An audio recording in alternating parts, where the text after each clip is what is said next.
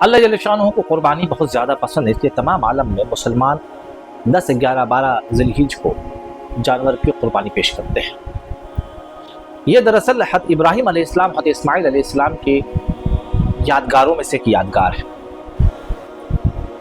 جب حضرت اسماعیل علیہ السلام چلنے کے لائق ہوئے اور چلنے پھرنے لگے، دوڑنے بھاگنے لگے، تو حضرت ابراہیم علیہ السلام ان کے پاس تشریف لایا، انہوں نے اللہ کا حکم سنایا، اور اللہ کا حکم یہ سنایا کہ اللہ کا حکم یہ ہے کہ میں تمہیں اللہ کی راہ میں قربان کر دوں، اب بتاؤ تمہاری رائے کیا ہے؟ تو حضرت اسماعیل علیہ السلام کہتے ہیں کہ جو اللہ کا حکم ہے اس کو آپ کیجئے، ہم اللہ کی رضا میں راضی ہیں، اور آپ دیکھیں گے کہ ہم اس میں کوئی بھی میرے زبان سے اوف تک نہ نکلے گا۔ اور حضرت اسماعیل علیہ السلام نے جو صبر دکھایا وہ تاریخ میں ایک مثال ہے کہ انہوں نے اپنی جان کو اللہ کی راہ میں قربان کر دیا، اور ایک باپ نے جو صبر دکھایا کہ جب ان کو وہ جو لخت جگر جو ان کو عطا ہوا، جس وقت ان کو عطا ہوا تقریباً 80-90 سال عمر تھی، اور جس وقت یہ واقعہ وقوع پذیر ہو رہا ہے اس وقت تقریباً ان کی عمر 100 سال کی تھی۔ اب یہ 100 سال کی عمر میں جو ان کو ایک بیٹا اللہ نے ان کو عطا فرمایا تھا بڑی منتوں کے بعد، اور اب اس کو اللہ کی راہ میں قربان کرنے جا رہے تھے، اور انہوں نے قربان کر دیا۔ اللہ نے ان کی قربانی کو بہت زبردست طریقے سے قبول کیا، اور ایسا قبول و مقبول کیا کہ تا قیامت کے لیے مسلمانوں کے لیے یہ ضروری کر دیا کہ جب یہ موقع آئے، وہ تاریخ آئے، تو تم اللہ کی راہ میں جانور کی قربانی پیش کرو، کیونکہ انہوں نے تو قربان اپنے بیٹے کو کیا، لیکن اللہ نے ان کے بیٹے کو ہٹا کے، حضرت اسماعیل علیہ السلام کو ہٹا کے وہاں پہ دمبا بھیج دیا،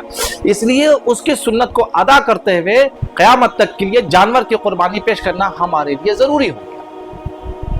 تو اس چیز کو اللہ نے سورہ صافات میں تو واضح طور پہ ارشاد بھی فرما دیا ہے کہ قال یا بنی انی ارى فی المنام انی اذبحک فانظر ماذا ترى قال یا ابت افعل ما تؤمر ستجدونی ان شاء اللہ من الصابرین فلما اسلم وتله للجبین ونادیناه یا ابراہیم قد صدقت الرؤیا انا كذلك نجزي المحسنین ان هذا لهو البلاء المبین ففدیناه بذبح عظیم وترکنا علیہ فی الاخرین۔ یعنی کہ جو میں نے کہا اس میں حضرت ابراہیم علیہ السلام نے پوچھا، انہوں نے جواب دیا، جواب دینے کے بعد انہوں نے لٹا کے ذبح کیا، اور ذبح کرنے کے بعد اس جگہ پہ ایک جانور بھیج دیا۔ تو دیکھیں اللہ نے یہاں پہ ارشاد فرمایا ہے، یہ جو ہمیں دو باتیں فرمائی کہ میں نے تمہیں اس کا بہترین صلہ عطا فرمایا۔ کیا صلہ عطا؟ پہلا صلہ یہ عطا فرمایا کہ حضرت اسماعیل علیہ السلام کو وہاں پہ سے محفوظ فرما دیا۔ دوسرا یہ ہوا کہ بترکنا علیہ فی الاخرین، اور قیامت تک کے لیے اس کو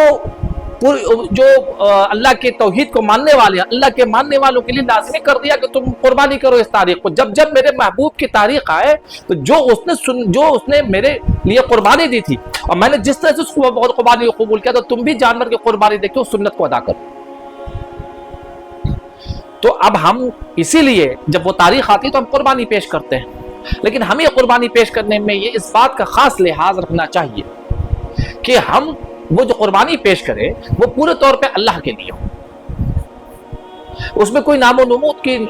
نمائش نہیں ہو، کسی قسم کے نام و نمود کی خواہش نہیں ہو، کسی طرح کی شہرت کی خواہش نہیں ہو، کسی طرح کی عمارت کا دکھاوا نہیں ہو، کیونکہ اللہ نے اس کے بارے میں بھی ارشاد فرما دیا لَن يَنَالَ لُحُومُهَا وَلَا دِمَاؤُهَا وَلَكِنْ يَنَالُهُ التَّقْوَىٰ مِنكُمْ،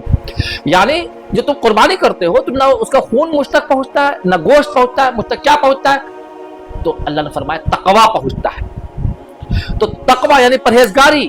یعنی آپ کا خلوص للہیت جو آپ اللہ کے لیے کرتے ہیں۔ تو جو آپ قربانی پیش کرتے ہیں آپ کو صرف اور صرف اللہ کے بارے میں ہی خیال ہونا چاہیے، اللہ کا ہی تصور ہونا چاہیے،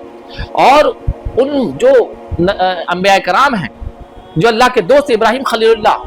اور حضرت اسماعیل علیہ السلام، جو اسی وجہ کو ان کو خطاب ملا اسماعیل ذبیح اللہ،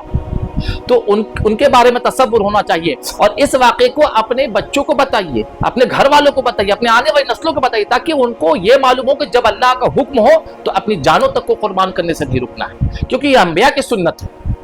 اور ہم اگر اللہ کے چاہنے والے، اللہ سے محبت کرنے والے، اللہ عشق کا دم بھرنے والے، اللہ کو ایک ماننے والے ہیں، تو اللہ کی رضا میں راضی ہونے کا ہمارے اندر جذبہ ہونا چاہیے۔ یہی جذبہ ہمیں یہ بقرعید کا موسم اور یہ جو عید الاضحیٰ کا موسم ہمیں یہی میسج دیتا ہے، یہی ہمیں سکھاتا ہے۔